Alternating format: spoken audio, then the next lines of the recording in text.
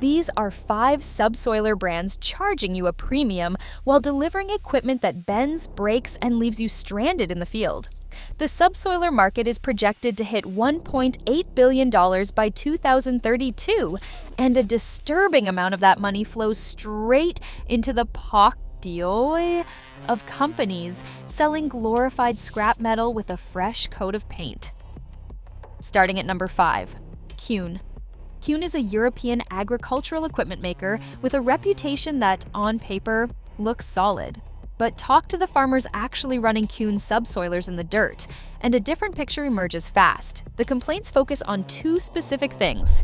First, finishing quality. Farmers who have compared Kuhn side by side with competitors like Unverferth consistently report the Kuhn has a noticeably inferior finisher. Second, the springs. They are lighter, significantly lighter, and in a subsoiler, spring weight is not some minor spec sheet detail. It directly determines how the machine handles underground obstructions and how consistently it holds working depth. Here is what makes Kuhn's position on this list so frustrating. They are not a budget brand. You are paying premium European pricing for equipment that farmers describe as having lighter components than American-made alternatives costing the same or less. When a farmer says a competitor has heavier springs and a nicer finisher at a comparable price, that is not a minor gripe. That is a fundamental value problem. Number 4, Great Plains. Great Plains commercial subsoilers range from $6,959 all the way up to $31,588.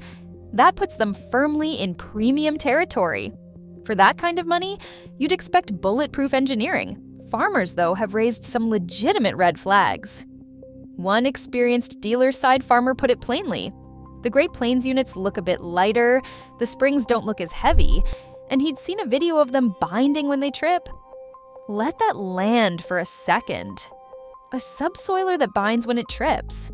The entire purpose of a trip mechanism is to protect your equipment and your tractor when you hit something underground. If that mechanism binds instead of releasing cleanly, you're not just risking damage to the implement, you're risking tipping your tractor. Subsoiling already carries serious energy demands. Research confirms that subsoilers encounter high draft resistance and excessive energy consumption even under ideal conditions. Add a binding trip mechanism to that equation, and you've got a recipe for exactly the kind of catastrophic failure that no price tag justifies. Number 3, King Cutter. King Cutter is an Alabama-based manufacturer, and the word that keeps surfacing in farmer discussions is inconsistent. Some farmers swear by certain King Cutter products. One ran a King Cutter 5-foot rotary cutter across 40 acres for years without a single problem. But that same farmer admitted he'd seen other King Cutter products that weren't up to standard. And that inconsistency is the core issue. When it comes specifically to their subsoilers, there's a critical safety concern. Certain King Cutter models lack both shear pin and breakaway pin protection. That's not a minor omission. A subsoiler without a shear bolt will find things underground that stop your tractor cold and stand it straight up on its hitch. One farmer described suddenly looking at the sky when his subsoiler caught an obstruction. Without that shear bolt, the force transfers directly into your tractor's 3-point hitch. Experienced farmers use a simple rule of thumb here. If the subsoiler weighs around 100 pounds, it's generally tough enough for serious work.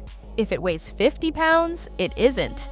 Many King Cutter subsoiler models fall dangerously close to that lighter category while still carrying a price tag that suggests otherwise. Number 2, County Line, also sold as Tartar.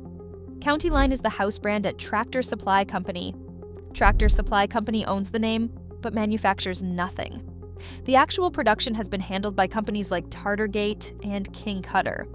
And the honest truth about Tartargate specifically is that they build the least expensive, cheapest stuff available. Structural failures are well documented across farming forums. Farmers report buying County Line subsoilers and having them fail on first use. Bent shanks, snapped welds.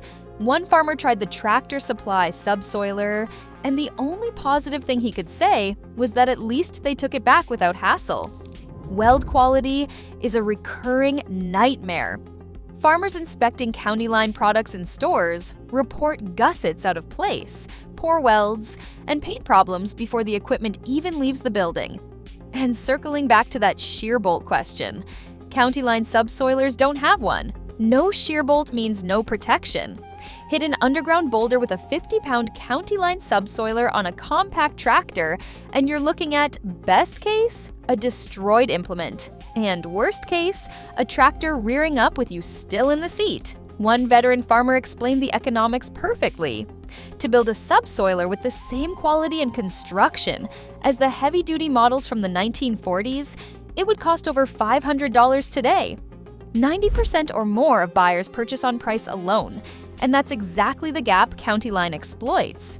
They hand you the lowest possible price, and you pay for it in replacement costs, repair bills, and safety risks. Number 1.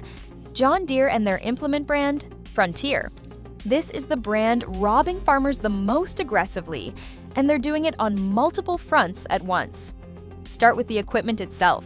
The Frontier subsoiler has been described by farmers as a sub-$200 piece made by tartar painted green, decals added, an owner's manual tube attached, and then sold at a massive markup.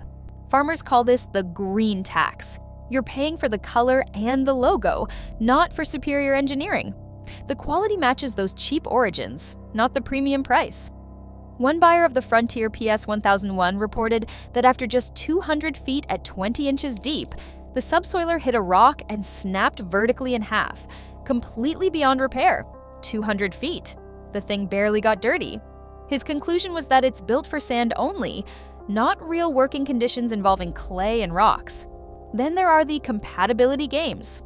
One farmer discovered his new Frontier subsoiler wouldn't seat properly on the iMatch quick hitch because of a steel piece welded across the top that blocked it. He suspected it was deliberately engineered that way to push customers into buying additional Deere-specific accessories. But the real scandal goes far beyond overpriced green paint. In January 2025, the Federal Trade Commission, along with the Attorneys General of Illinois and Minnesota, sued John Deere over unfair practices that drove up equipment repair costs while stripping farmers of their ability to make timely repairs. Michigan, Wisconsin, and Arizona later joined the lawsuit. The core allegation is devastating.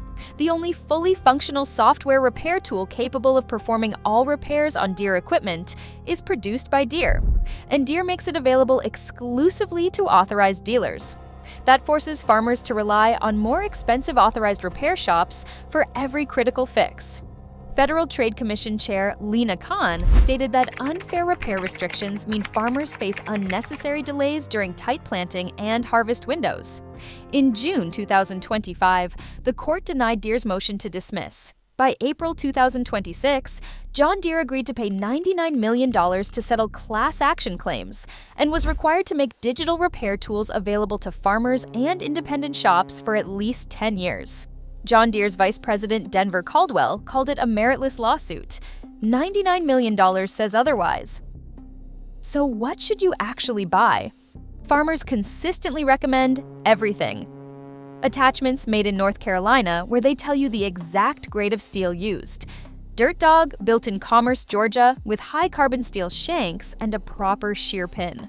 Tufline, described as rock-solid and heavy-duty. And Unverferth, which farmers routinely call the best ripper on the market.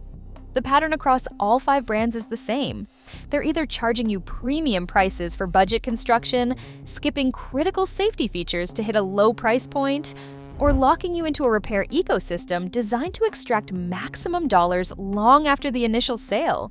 Your money deserves better, and now you know exactly where not to spend it.